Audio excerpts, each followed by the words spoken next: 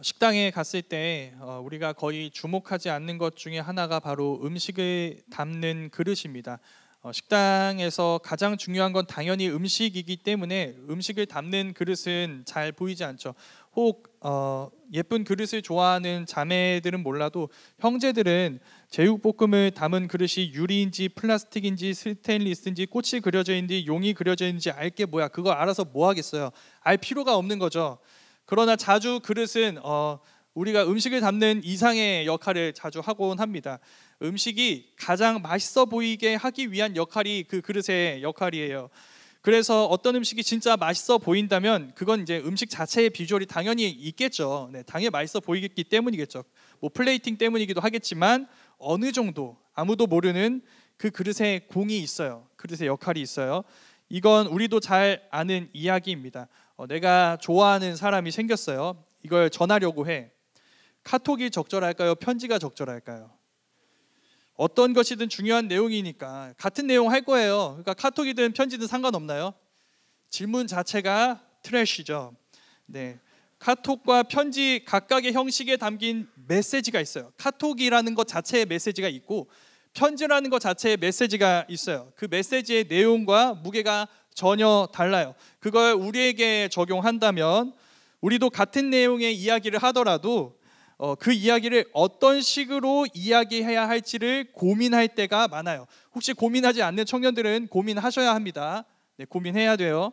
이 얘기가 이 상황에서 이런 문장과 이런 형식에 담겨 이 타이밍에 주어질 때 함께 있는 사람들에게 이게 어떻게 보일지, 여기에 오해의 소지는 없는지, 그리고 내 본뜻과 다르게 이게 부정적인 영향이나 이것 때문에 상처받는 이들이 있지는 않을지를 계속 고민하고 우리는 가장 적절한 걸 선택해서 이야기를 해야 하는 것이죠. 이 모든 게 내 뜻을 전하기에 가장 적절한 수단인지를 고민해야 해요. 왜냐하면 그릇은 생각보다 중요하기 때문이에요. 그 고민을 오늘 드보라도 했던 것 같아요. 오늘 드보라가 뭐 하고 있을까요? 노래하고 있어요. 드보라가 오늘 말씀의 내용을 전하기 위해 선택한 그릇이 뭐라는 거예요? 노래라는 거예요. 이런 노래는 여러분 다른 사사들 얘기에선 나오지가 않습니다. 오직 드보라에게서만 나오는 드보라의 이 시그니처라고 할 수 있어요. 당연히 중요하다는 뜻이겠죠. 이거 언제 부른 노래일까요? 지난주 말씀이었죠. 시스라의 철병거 900부대와 싸워서 승리한 다음에 부른 노래입니다. 이스라엘이 대적에게서 승리한 다음에 이렇게 노래를 부르는 장면은 홍해 사건 이후에 모세가 노래를 부를 때 또 한번 나와요. 당연히 오늘 사건을 딱 봤을 때 이스라엘 백성들은 뭘 떠올릴까요? 홍해 사건을 떠올린다는 거죠. 그리고 홍해 사건과 이 사건이 되게 연결점이 많아요. 여러분, 홍해 사건에서 이스라엘이 바로의 병거를 뭘로 물리친 거예요? 사실 이스라엘이 물리친 건 아니지만 하나님이 물리치셨죠. 뭘로 물리치셨어요? 물로 물리치셨잖아요. 그렇죠. 오늘 말씀에서 시스라의 이 900 병거를 뭘로 물리쳤어요? 물로 물리치셨죠. 그때 모세가 노래한 것처럼 지금 드보라도 노래하고 있는 거예요. 여러분은 어때요? 여러분은 왜 노래를 하나요? 그냥 노래가 좋으니까, 스트레스 풀리니까, 뭐 저 같은 경우는 락커니까 등등 한 가지로 얘기할 수는 없어요. 드보라가 노래를 부른 이유는 그런 이유와는 조금 다른 이유가 있어요. 드보라가 부르는 노래의 성격은 여러 팬덤이 있는 아이돌이 부르는 노래보다는 애국가에 가까워요. 애국가에. 자, 올림픽 장면이요. 떠올려 보세요. 우리나라 선수가 1등을 했어요. 메달 수여식 때 태극기가 가장 높은 곳에 올라가고 애국가가 울려 퍼지는 거예요. 마음이 어때요? 굉장히 웅장해지죠. 네, 그동안 잊고 있었는데 내가 한국 사람이었어요. 그때 알게 되는 거예요. 그게 되게 자랑스러워요. 드보라의 노래를 부르면 여러분 그때와 비슷한 감정이 생깁니다. 아, 잊고 있었는데 내가 하나님의 구원을 경험한 사람이었어요. 내가 하나님의 백성이었어요. 하나님이 나를 구원하셨어요. 이걸 드보라의 노래를 통해 어떻게 하게 되는 거예요? 기억하게 되는 거예요. 그게 자랑스러워지는 거예요. 이게 음악에 가진 힘이에요. 이걸 드보라가 알고 있었던 것이죠. 그 힘을 여기에 사용한 거예요.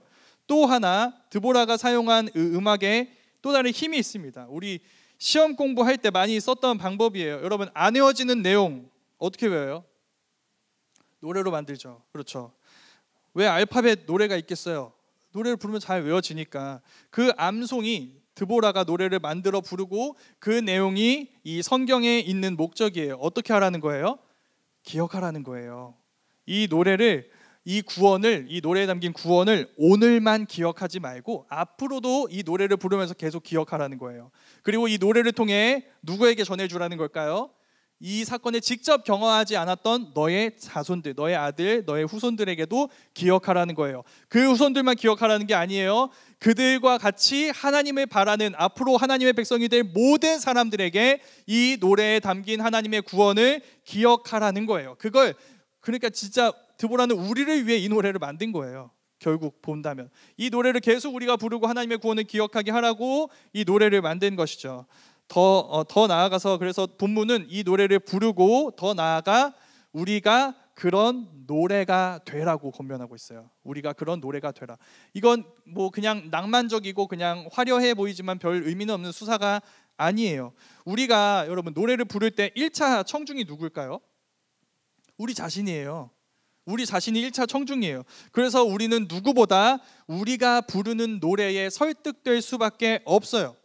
그 노래의 내용이 사실인 것처럼 살아가고 그 노래의 메시지를 신뢰할 수밖에 없어요. 그러니까 그 노래를 부를 때 우리는 계속 어떻게 되는 거예요? 그 노래가 우리의 삶이 되고 우리 자신이 되는 것을 경험하게 되는 거예요. 그러니까 우리는, 여러분, 삶을 바꿔야 된다라는 것을 말하기에 앞서 뭘 바꿔야 되냐면 우리의 노래를 바꿔야 됩니다. 이건 계속 CCM만 불러야 된다, 이 얘기가 아닌 거 알고 있죠? 오늘 이 말씀에 있는 노래 어디에 있는 거예요? 성경이잖아요. 그러니까 무슨 얘기냐면 성경 말씀에 여러분을 계속 노출시켜야 된다는 말이에요. 이 말씀에 계속 노출되어야 해요. 다양한 형식으로 내게 설득력 있고 와닿게 들리는 방법으로 그 말씀을 나에게 계속 들려주고 알려주라는 거예요. 그래서 그 말씀이 나를 설득하게 만들어야 하는 거예요. 근데 여러분, 그건 혼자 할 수 없습니다. 드보라 때문에 이 노래를 듣고 부르게 된 이스라엘처럼 우리도 이 말씀의 메시지를 서로에게 들려주고 그것으로 우리의 삶을 나누고 그것이 우리의 삶이 되게 만들어야 하는 거예요. 그걸 지금 해볼 텐데, 일단 큰 그림, 이 노래의 구조를 좀 살펴보도록 하겠습니다. 성경 저자들은 글을 쓸 때 역교차 구조라는 구조를 자주 사용해요. 샌드위치 구조라고도 합니다. 약간 느낌이 오죠? 양쪽이 대칭을 이루게 글을 쓰는 거예요. 샌드위치 양 끝에 빵이 있고 그 안쪽 양 끝에 야채가 있고 가운데 가장 중요한 햄, 패티가 있잖아요. 이 중에서 가장 중요한 게 햄입니다. 사실 햄만, 패티만 있으면 되잖아요. 그렇죠? 근데 굳이 뭐 이상해요. 왜 이런 문화가 생겼는지 모르겠어요. 보조로 야채랑 빵 이걸 넣잖아요. 나만 그런 거야? 우리 동네에선 그래요. 같은 동네 사는구나. 네. 할 말이 없어요. 네. 어쨌든 글도 그렇게 써요. 어떻게 써요? 가장 바깥쪽에 처음과 마지막에 같은 얘기를 써요. 그 안쪽에 또 대칭을 이뤄요. 그리고 가운데에 뭘 쓰는 거예요? 이 전체 내용의 가장 중요한 내용을 쓰는 거예요. 오늘 말씀도 이렇게 구성되어 있기 때문에 뭐부터 살펴봐야 될까요? 빵부터 살펴봐야 되겠죠. 네, 바깥쪽에 있는 것부터 살펴보고 점점 안으로 들어갈 거예요. 첫 번째, 빵이에요. 처음과 마지막에서 드보라가 뭘 하냐면 여호와 하나님을 찬양하고 그의 구원을 찬양합니다. 찬양의 내용은 하나님의 싸움이에요. 하나님의 싸움. 우리가 지난주에 살펴본 내용이에요. 하나님의 무기 기억해요? 뭐였는지? 하나님의 무기 뭐였죠? 비와 번개였어요. 와디라고 불렀었죠. 평소에는 그냥 땅인데 비가 오면 강이 되는 그곳에서 시스라의 철병거 부대가 딱 나왔을 때 하나님이 바락보다 먼저 앞서가셔서 비를 내리셔서 그들을 가두시고 번개로 그들을 치시고 그들을 부수시잖아요. 이걸 보고 와, 진짜 엄청난 전략이다 라고 생각했을지 모르는데, 사실 지난주에 청년들 이렇게 집으로 돌아가면서 다시 곰곰이 생각해 보니까 또 다른 새로운 생각이 생겼을 것 같아요. 뭐냐면 이런 거예요. 시스라 진짜 멍청하다라는 생각이죠. 왜요? 여러분, 많고 많은 곳 중에 최악의 장소를 고른 것처럼 보이지 않아요? 그렇죠? 철병거로 싸울 수 있는 여러 장소들이 있는데 가장 좋지 않은, 비가 오면 강이 되어버리는 그 와디로 지금 싸우러 나온 거예요. 이런 바보가 어딨냐. 아니, 제갈량도 또 12척밖에 배가 없었던 이순신 장군도 날씨 되게 중요하게 생각했는데, 아니 철병거 900대 가진 사람이 어떻게 날씨 하나 분석하지 않고 나올 수 있느냐라고 생각할 수 있을 것 같아요. 여기에서 제가 처음이자 마지막으로 시스라를 변호해 보도록 하겠습니다. 처음이자 마지막이에요. 저 여호와 편입니다. 먼저 시스라는 여러분 이 전투를 절대 가볍게 생각하지 않았어요. 이 전투에 최선을 다했어요. 증거가 뭘까요? 증거 여러분들이 알아요. 증거가 뭘까요? 900대 다 갖고 왔잖아요. 100대만 갖고 와도 이겨요. 10대만 갖고 와도 이길 수 있어요. 왜냐하면 여러분 이스라엘에 무기가 하나도 없어요. 증거가 있습니다. 우리가 읽은 말씀인데 사사기 5장 6절 말씀에서 드보라가 이렇게 얘기해요. 무리가 새 신들을 택하였으므로 그때에 전쟁이 성문에 이르렀으나 이스라엘의 4만 명 중에 방패와 창이 보였던가. 여기서 무리는 누구냐면 이스라엘 백성들이에요. 여러분 이 사람들이 새 신을 선택했다고 나오죠. 그러니까 여호와를 버리고 다른 신을 선택한 거예요. 그래서 전쟁이 성문 앞까지 왔어요. 그때 이렇게 얘기합니다. 이스라엘 4만 명 중에 방패와 창이 보였던가. 보였다는 거예요? 보이지 않았다는 거예요? 보이지 않았다는 거예요. 그럼 여러분 지금 무기가 뭐가 있어요? 방패도 없고 창도 없어요. 맨몸이야. 맨몸으로 뭘 상대하겠다는 거예요? 철병거 900대를 상대하겠다는 거예요. 이거 너무 대책 없고 깝깝하죠. 근데 시스라는 이런 상황에서도 방심하지 않았던 거예요. 900대를 다 갖고 왔어요. 이 말도 안 되는 전쟁에 최선을 다하고 있어요. 빈틈을 보이지 않고 있어요. 그런 시스라라면 여러분 지형과 날씨를 분석하지 않았을까요? 당연히 분석했죠. 지금 이 시기가 어떤 시기냐면 우기가 아니라 건기예요. 그러니까 비가 올 가능성이 없어요. 그런 상황에서 싸우기 가장 좋은 곳으로 나왔던 거예요. 그러니까 이 장소는 여러분 그냥 우연이거나 시스라에게 불리했거나 이런 장소가 아니에요. 가장 유리한 장소였던 거예요. 그런데 하나님이 그 모든 것들을 고려해서 어떠한 빈틈도 없이 최선을 다해 덤벼오는 이 최강자 시스라를 그분의 능력으로 이기셨던 거예요. 드보라가 이 전쟁을 이렇게 표현합니다. 사사기 5장 20절 말씀에서 이렇게 얘기해요. 별들이 하늘에서부터 싸우되 그들이 다니는 길에서 시스라와 싸웠도다. 여기 그들이 다니는 길이 시스라가 다니는 길이에요. 그러니까 시스라가 익숙한 곳이에요. 시스라에게 유리한 곳이에요. 시스라가 무기를 다 갖고 끌고 나온 그의 홈그라운드예요. 그러니까 싸우면 이기는 그런 장소로 시스라가 나왔어요. 그런데 거기에서 별들이 하늘에서부터 시스라의 군대와 싸운다고요. 이게 시스라가 몰랐던 거였어요. 다 알았는데 이 전쟁을 준비한 시스라가 유일하게 알지 못했던 게 뭐예요? 이스라엘 뒤에 별들을 갖고 전쟁하는 하나님이 있어요. 이걸 몰랐어. 그래서 아무리 노련하고 성실하고 빈틈없는 시스라라 할지라도 이 전쟁을 준비하면서 몰랐던 것을 그때 알게 된 거예요. 시스라, 여러분이 시스라라고 한번 생각해 보세요. 내가 철병거 900대를 끌고 나왔는데 얘네가 맨몸으로 나왔어. 아무리 멘탈을 부여잡고 빈틈없이 싸우려고 해도 시스라에게 무슨 생각이 들었을까요? 아, 내가 이렇게까지 해야 할까? 얘네 이스라엘 진짜 제정신인가? 지금 20년 동안 이 철병거 밑에 깔려 있었으면서 방패도 창도 없이 나랑 싸우겠다는 건가? 그건 여러분 우리에게도 자주 들리는 음성입니다. 여러분들이 가장 잘 알아요. 객관적으로 보면 여러분 진짜 이길 수 없는 싸움들이 우리의 삶 속에 있어요. 여러분들 매번 프로젝트 할 때 설레요? 과제철이 왔어요. 과제철이 되고 시험 기간이 되면 막 기대가 되고 막 즐거워요. 와, 드디어 과제철이구나. 이번 과제들은 또 얼마나 재미있을까? 난 또 몇 명 중에 1등을 할까? 내가 얼마나 멋지게 이 모든 것들을 해낼 수 있을까? 가 아니잖아요. 그런 청년들 있으면 순자님도 저한테 보고해 주세요. 굉장히 진지한 상담이 필요합니다. 정상적인 생각이에요. 뭐라고 생각해요? 아, 또 며칠을 야근하고 얼마나 밤을 새야 할까? 이게 우리의 정상적인 생각이잖아요.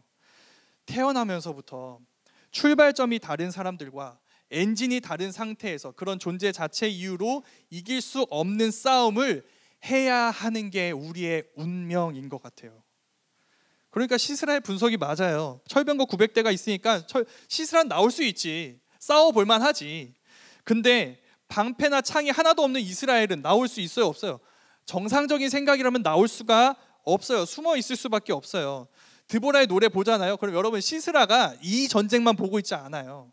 이 전쟁 다음에 무깃도라는 지역에서 다른 이 가나안의 왕들을 쳐서 이길 생각을 하고 있었어요. 그러니까 그 싸움으로 가기 전에 이스라엘은 뭐예요? 어떤 사기 진작 차원의 어떤 전투인 거예요. 전투라고도 할 수 없지 사실.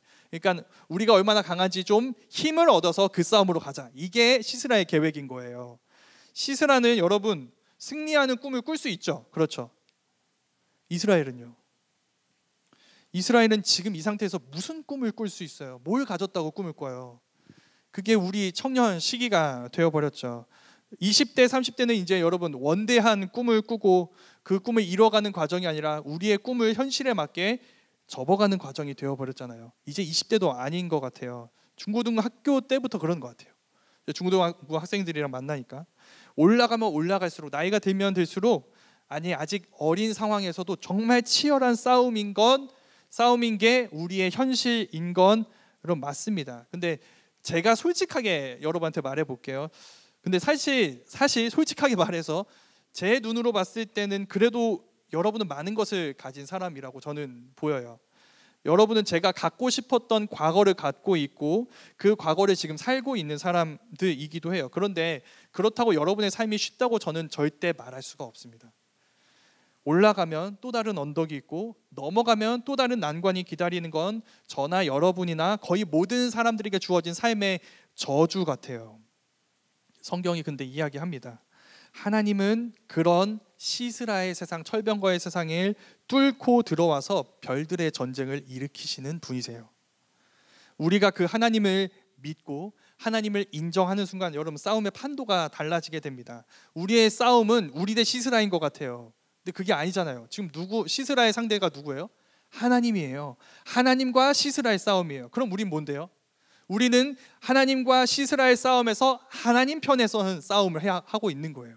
하나님 편에 서서 하나님의 뜻이 이루어지도록 하나님의 뒤를 따라가는 전쟁을 하는 게 우리의 싸움이 되는 거예요. 하나님이 개입하시는 순간부터 여러분 이 세상은 더 이상 시스라의 세상, 하솔왕 야빈의 세상이 아니에요. 하나님의 세상이잖아요. 하나님이 왕이시잖아요. 하나님이 시스라의 세상에 뚫고 들어와서 하나님의 세상을 시작하셨어요. 나는 홀로 시스라와 싸우는 게 아니라 시스라와 싸우시는 하나님 편에 서서 그 하나님의 세상을 이루기 위한 싸움을 싸우게 되는 거예요. 판도가 바뀌게 되었죠. 겉으로 보기에는 물론 하나님을 못 보는 사람들이 많으니까 그 사람들의 눈에는 여전히 나랑 시스라의 싸움이에요. 둘 중에 파워게임이죠. 누가 더 센가, 누가 더 탁월한 성과를 내는지를 싸우는 것 같고, 근데 그 싸움에서 우리는 시스라에게 한참 못 미치는, 한참 딸리는 상황인 것 같죠. 여러분 잘 알잖아요. 예수 믿는다고 여러분 내 능력이 갑자기 확 올라가요? 뭐 하는 데마다 1등하고 막 그런가요? 그렇지 않잖아요. 우리보다 뛰어난 예수 안 믿는 사람들이 되게 많아요. 근데 그게 다가 아니에요. 자, 우리가 하나님의 능력을 믿고 의지해서 우리의 선한 싸움을 싸워갈 때 이 싸움에 눈에 보이는 가시적인 승패에 따른 승패와 좀 다른 것이 보이기 시작하는 거예요. 쉽게 말해볼게요. 자, 능력과의 싸움이에요. 자, 내가 이겼어요. 내가 1등을 했어요. 그럼 이제 주변 사람들이 내가 더 좋은 성과를 냈으니까 야, 쟤는 하나님의 능력이 함께하는 것 같아 라고 봤다라는 게 일반적인 간증의 패턴이죠. 그렇죠. 일반적인 간증의 패턴이에요. 그런데 반대로 한번 생각해 볼게요. 내가 졌어요. 우리보다 더 뛰어난 시스라 같은 사람들이 있어요. 그 사람들이 이겼어요. 내가 졌다니까. 근데 나는 예수 믿는 사람답게 좀 다른 방식으로 싸웠어요. 선한 결과만이 아니라 선한 과정을 원했거든요. 그때 여러분 사람들은 나한테 분명히 이겼는데 저 강력한 우리에게 승리한 것 같은 저 시스라가 아니라 우리에게 주목하기 시작해요. 이상해요. 저 사람들이 이겼거든요. 근데 우리와 함께하기 원한다고 이야기를 해요. 저 사람들은 언제 한번 분명히 넘어질 것 같은데 우리랑 함께하면 안전할 것 같다고 느낀대요. 왜 그럴까요? 우리와 함께 하시는 하나님을 그들이 보았기 때문이죠. 왜인지 이야기를 하지 않지만 캐고 들어가면 결국 그 이유가 나올 수밖에 없어요. 우리에게 하나님이 있는 것 같으니까 우리와 함께하기 원하는 거예요. 그러니까 여러분 우리의 고민은 조금 달라져야 합니다. 우리의 고민은 파워게임이 다가 아니에요. 누가 더 센가, 누가 더 탁월한 성과를 내는가, 그 결과만이 아니에요. 우리의 싸움은 철병거의 세상에서 내가 어떻게 잘 살 것인가가 아니라 하나님의 세상에서 어떻게 잘 살 것인가가 되어야 되는 거예요. 저 하늘로부터 별들의 전쟁을 일으켜서 우리의 현실 속으로 들어와서 그분의 세상을 세우시고 시작하신 하나님의 세상이라면 나는 어떻게 살아야 할까? 나는 어떻게 싸움을 감당해야 할까? 그 노래를 계속 우리에게 들려줘야 되는 거예요. 계속. 그리고 그 싸우는 자라고 나를 계속 정의하고 그렇게 나의 그 노래가 내가 되게끔 만들어야 한다는 거예요. 이게 첫 번째 메시지예요. 빵이었어요. 양 끝에 있는 이야기. 우리는 철병거의 세상이 아닌 하나님의 세상에서 어떻게 살 것인지 고민해야 된다. 이게 첫 번째예요. 두 번째, 이제 야채겠죠. 자, 이 위치의 키워드는 어머니입니다. 어머니. 드보라의 노래에는 여러분 두 어머니가 등장해요. 첫 번째는 우리 지난주에 봤던 드보라입니다. 드보라의 노래에서 드보라의 포지션이 어머니예요. 내가 이스라엘의 어머니가 되었다. 아무도 나서지 않을 때 내가 이스라엘의 어머니가 되었다. 그의 대칭되는 위치에 여러분 다른 어머니가 등장하거든요. 어떤 어머니인지 아세요? 시스라의 어머니예요. 갑자기 시스라의 어머니가 딱 등장해요. 우리가 읽지는 않았는데 여러분 읽어보잖아요. 솔직히 당황스럽다. 왜 당황스러울까요? 이거 불신자와 읽기엔 되게 꺼려지는 내용이에요. 왜냐하면 시스라의 어머니가 시스라를 기다리는 내용이 담겨 있어요. 시스라가 안 와. 추측해요. 어떻게 추측하느냐? 아, 전리품이 많아서 늦는 거구나. 너무 크게 이겨서 이게 챙길 게 많다 보니까 이렇게 늦게 오는 거구나. 절대 패배해서라고 생각하지 않아요. 근데 여러분 팩트는 뭐예요? 전리품 때문이에요? 아니요. 패배해서, 그냥 패배한 것도 아니고 죽어서 못 오는 거잖아요. 드보라의 노래는, 그리고 이 노래를 얘기하는데 이 노래에 앞서서 이 시스라가 죽는 장면까지 얘기하거든요. 근데 이 죽는 장면을 시스라가 죽었다라고 얘기하지 않아요. 굉장히 슬로우 모션으로 계속 반복해서 얘기해 줍니다. 그냥 딱 한마디 하고 넘어가는 게 아니라 천천히 죽어가는 과정을 그리는 거예요. 잔인하죠. 솔직히 잔인하잖아. 왜 굳이 슬로우 모션일까? 그리고 엄마에겐 빼도 되는 거 아닌가? 솔직히 왜 엄마 얘기를 넣었을까? 가족 얘기 넣으면 안 되잖아요. 이런 데서. 근데 가족 얘기를 한다니까요. 여기에 답해야 될 것 같아요. 자, 생각해 볼게요. 이전에도 시스라의 어머니는 이런 모습으로 시스라를 기다리고 있었겠죠. 그렇죠. 전쟁에 나갔어요. 전쟁에 나간 시스라를 기다리고 있는데 여러분 시스라는 어떤 아들이냐면 이런 아들이에요. 전쟁에서 승리하고 돌아오는 아들이라고만 할 수 없어요. 힘의 논리로 자기보다 약한 사람들을 철병걸로 짓밟고, 그리고 앞서 이 시스라의 어머니가 추측한 것처럼 그 사람들이 갖고 있는 것을 전리품으로 취해서 수많은 사람들의 인생과 생명과 가족을 빼앗아 온 아들이죠. 시스라는 그런 아들이에요. 그때 여러분 시스라의 어머니 입장에서 우리 방금 얘기해 봤잖아요. 시스라에게 죽임당한 사람들의 어머니 입장에서 한번 생각해 보세요. 기다려도 돌아오지 않아. 이 어머니들 뭐라고 생각했을까요? 아, 우리 아들이 이겼기 때문이겠지? 절대로 죽었다고 생각하지 않았겠죠. 그렇죠. 어머니니까 우리 아들이 이겼기 때문이라고 믿고 싶어요. 절대로 생각하고 싶지 않은 그 비극을 제쳐놓고 다른 선택지들을 생각하는 거죠. 근데 팩트가 뭐예요? 아들이 죽어서예요. 시스라에게 죽어서. 그 슬프고 잔인한 제쳐뒀던 그 시나리오가 그들의 현실이 된 거예요. 자, 지금 시스라의 어머니는 시스라 때문에 그런 시나리오를 현실로 받아들인 그 수많은 어머니의 현실을 마주하게 된 거예요. 이제 이해가 되죠? 시스라 때문에 시스라에게 죽임당한 모든 어머니들이 다 그렇게 생각했어요. 모든 어머니들이 그런 끔찍한 비극을 겪었단 말이에요. 그게 지금 시스라의 어머니에게 돌아가게 된 거예요. 어떻게 시스라의 어머니에게 돌아갔던 걸까요? 드보라가 이스라엘의 어머니가 되었기 때문이죠. 이 일은 여러분 우리에게 이렇게 적용할 수 있습니다. 이스라엘이 구원을 받은 건 드보라가 이스라엘 어머니가 된 거라고 생각했잖아요. 근데 여러분 이스라엘 이 전투 참여한 사람들 많이 있잖아요. 그들의 어머니 있어요. 그렇죠? 다 있잖아. 근데 드보라가 그 어머니들이 할 수 없는 일들을 드보라가 한 거죠. 그렇죠? 그 어머니들이 할 수 없는 어머니의 역할을 드보라가 어머니가 되어서 해준 거예요. 이건 이렇게 적용할 수 있어요. 때로 우리는 여러분 누군가에게 그 사람의 어머니도 해주지 못하는 어머니 역할을 해줄 때가 있어요. 이건 제가 다음 세대 학부모님들한테서는 할 수 없는 말입니다. 제가 학부모님들한테는 항상 이렇게 얘기해요. 학부모님들, 이 아이들의 신앙 주 양육자는 교역자도 아니고 각 부서 선생님들도 아니고 부모님이십니다. 부모님들이 이 아이들 돌보셔야 됩니다. 신앙 책임지셔야 돼요 라고 얘기를 하는데, 네, 사실 그게 전부가 아니에요. 근데 어쨌든 그렇게 전부가 아닙니다 하면은 부모님들이 책임 안 질 것 같아서 제가 그 얘기하는 거예요. 우리끼리 있으니까 하는 얘기예요. 근데 웨이브에서는 사실 그렇게 얘기하지 않아요. 제가 가정에서도 여러분 회복되지 못하는 문제가 교회 공동체에서 회복될 때가 있어요. 엄마도 할 수 없는 일이 우리를 통해 나타나요. 그래서 지금 특별히 이 영상을 보면서 예배에 참여하고 있을지 모르는 청년도 있다면 제가 권면합니다. 오세요 여러분. 여기 어머니 품이 있어요. 우리가 어머니가 되어줄게요. 우리가 여러분의 어머니가 하지 못하는 일들을 할 수 있는 사람들이라고 감히 말할 수 있을 것 같아요. 왜냐하면 하나님이 우리를 그렇게 부르셨기 때문이죠.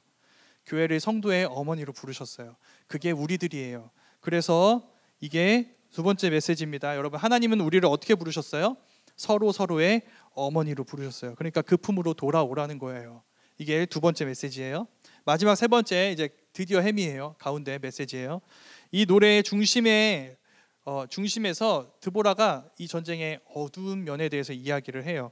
드보라와 바락이 이제 전쟁을 딱 선포했잖아요. 자, 이스라엘 백성들 와라 했어요. 그때 각 지파들의 반응이 있어요. 근데 이게 같은 이스라엘 지파잖아요. 같은 이스라엘 백성이에요. 근데 너무너무 다양해요.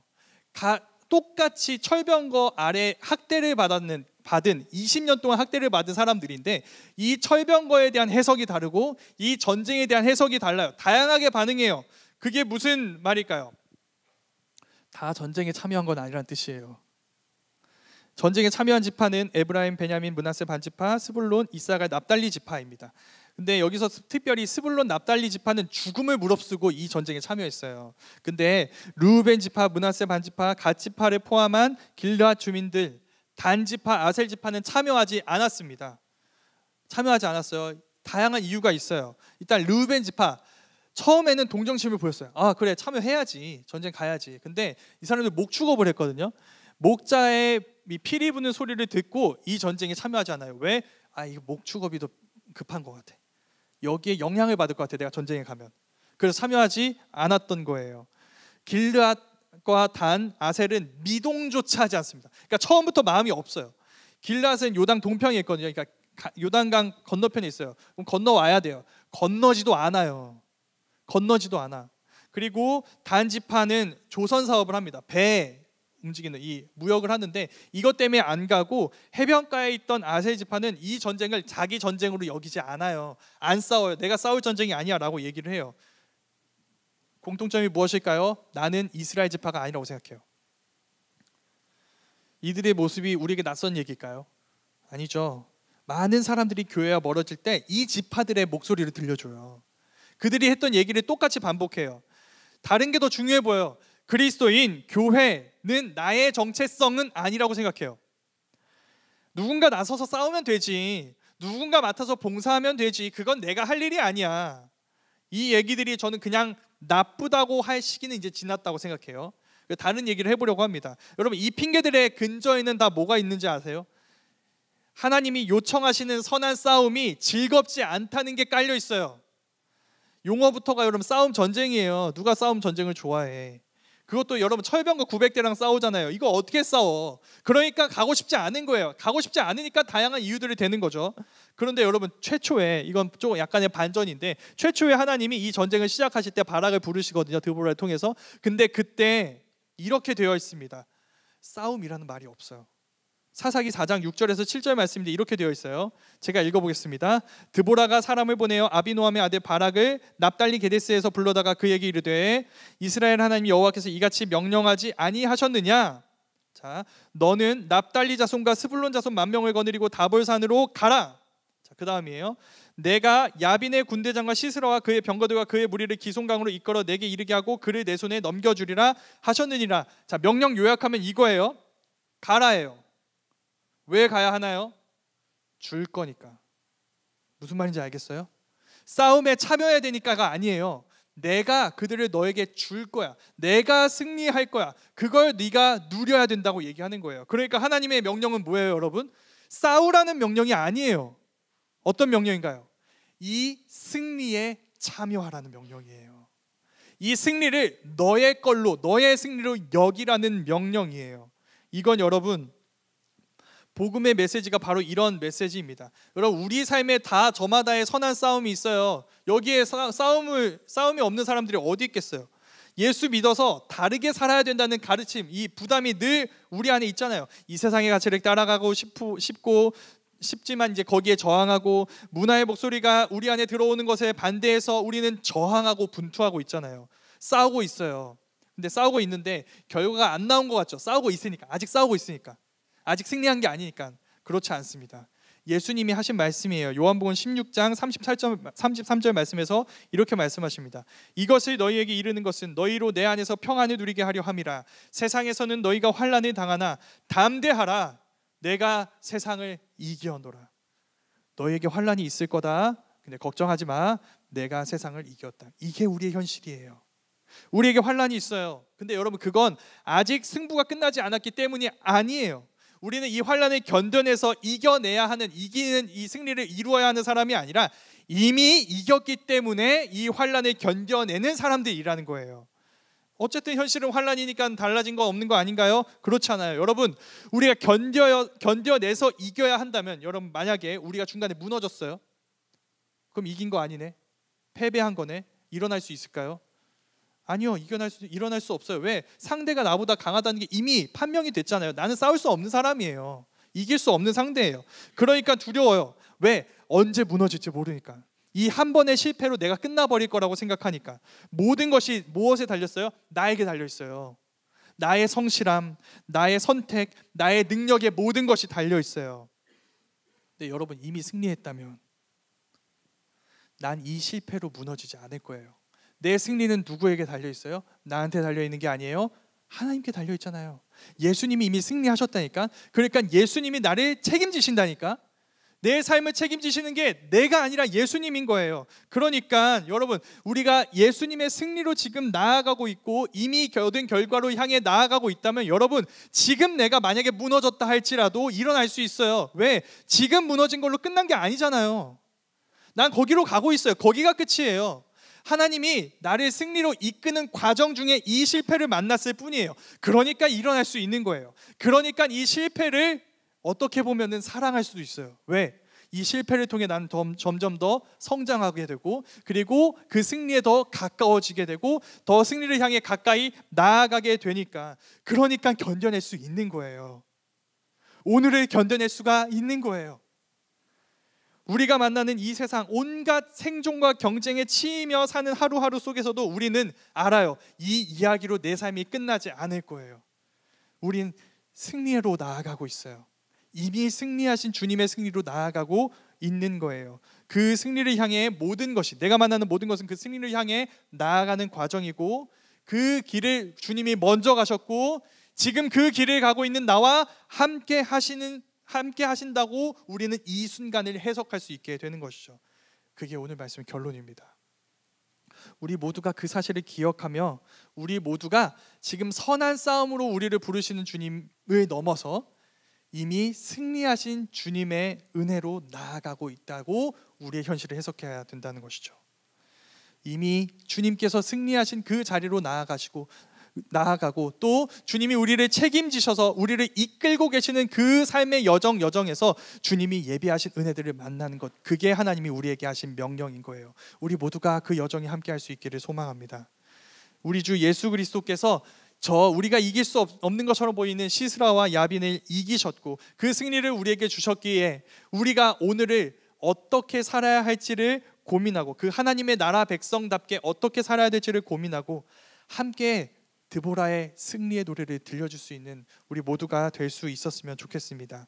그런 어머니 된 교회가 되어서 무너지고 떠나 있는 우리 모두가 함께 모여 서로가 서로의 어머니 품이 되어주며 함께 그 승리를 누리고, 함께 그 승리를 나누고, 함께 그 승리의 근거에서 우리의 경쟁뿐인 것처럼 보이는 이 현실을 다시 해석해서 오늘을 주님의 나라 백성답게 살아낼 수 있는 우리 모두가 되기를 소망합니다.